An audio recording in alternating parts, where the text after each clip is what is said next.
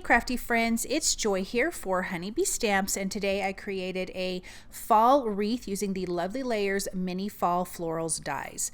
I have die cut all of my dies from white cardstock, and I'm going to start ink blending the bases to my sunflowers using Fossilized amber. And then for the second layer, I'm going to be using scattered straw.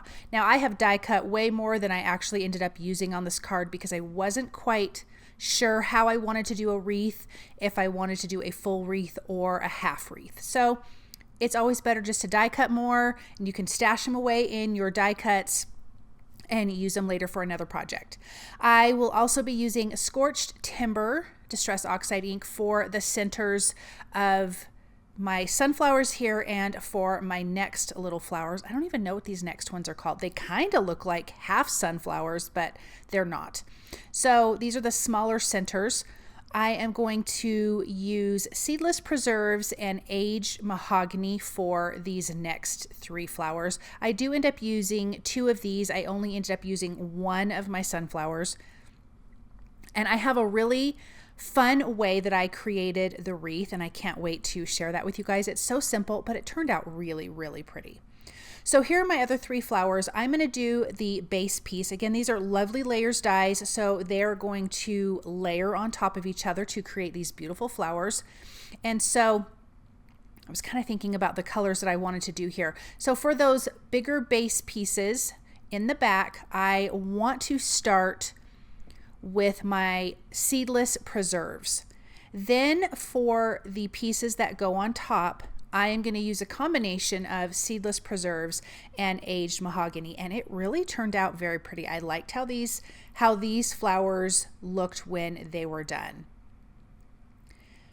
So let's start with that Aged Mahogany. Now I'm going to color them completely with the Aged Mahogany, except for that little round spot because that's going to be covered with another die. Then I want to use one of Honeybee Stamps, their Belux blender brushes, the size 7, because I need that detail brush.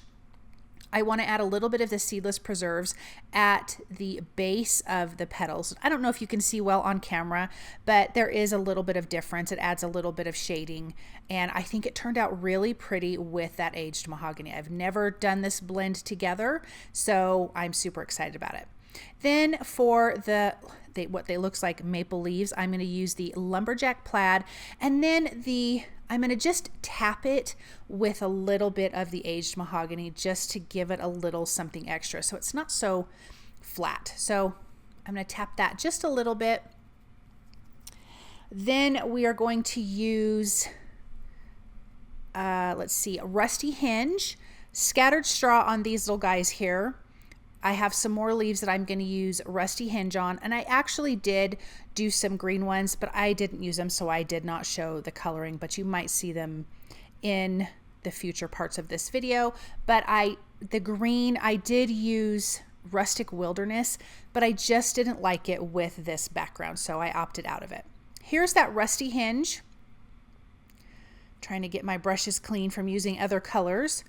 This is my new favorite orange, you guys. It's just so pretty. I love it. Let's glue our sunflowers together. Super easy. These are just 3 layers. There's not a ton of layering in this, even though these are Lovely Layers. There were other flowers in this die set that I did not use, so those ones do layer. Let's put these guys together really quick. I think this color turned out so fun, just that purpley red. It's so pretty. And it was a nice pop of color between the yellows, oranges, and reds. It was just something a little bit different.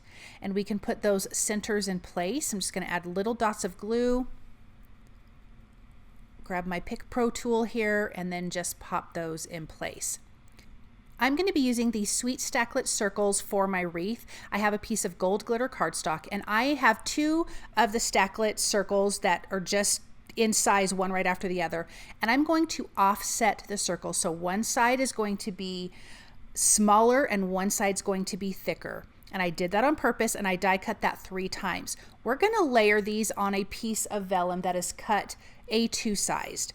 So if you look on the left hand side, it's a bit thicker than the right hand side. So now when I go to layer this one, I'm going to turn it a little bit.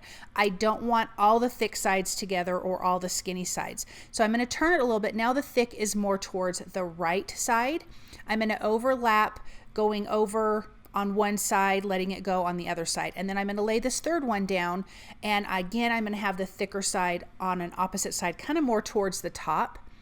And I'm going to layer this, and this turned out to be such a pretty wreath. I absolutely love this. I'm going to have to do this again on some other cards, but look at how pretty that is. And then that is some of the fall pattern paper, and I can't think of the name of it right now, you guys, that from the new release that I have behind that vellum. Let's glue our sunflower with some foam adhesive squares. Then we have our little pieces. It kind of looks like wheat to me, so I'm going to put those in place. We have our pretty little purple flowers here. I'm going to use 2 of those. The only thing that has dimension is the sunflower. Everything else I'm just going to kind of tuck in and around the other flowers. We have our pretty red maple leaf here. I will trim that stem off because I don't need it. It's kind of in the way. And then I can tuck that in. See that green leaf there? I just didn't love it. It just did not feel right, so I opted to not use it. Let's put our little orange leaf in over here, and then I'm going to add another red leaf and orange leaf, and it kind of fills out. And I'm of course only doing half of a wreath, so I did not need all of those other die cuts. Look at how pretty that is. Now that I have everything adhered here, I can add my adhesive to the back of the vellum because all of these images are going to hide my adhesive. I'm going to use liquid glue, and then I can adhere it down to that piece of patterned paper. And isn't that pattern paper so pretty? And I love vellum for this reason because it just softens that background, which I felt needed to happen because all these other colors were just going to get kind of washed away by that background. So I like to mute backgrounds, pattern paper with vellum. I am using the Blessings of Fall sentiment stamp, and it says Happy Thanksgiving. I'm going to use the coordinating die. I just inked it up with black ink. Sorry, my head's in the way. And I'm going to add some foam adhesive behind this, and this can sit right in the center of our wreath. A nice simple sentiment. And I did trim these panels down slightly smaller than an A2 size, so when I adhere it to my white background, it's going to have a nice little white shadow. And then, not shadow, excuse me, matte. And then I'm using Glitter Champagne Pops of Color on those 3 flowers, and look at how pretty this is. I love it. The wreath is my favorite, and those flowers I just think are stunning. Thank you guys so very much for stopping by and watching. I hope that you enjoyed this project, and I hope you have a wonderful day.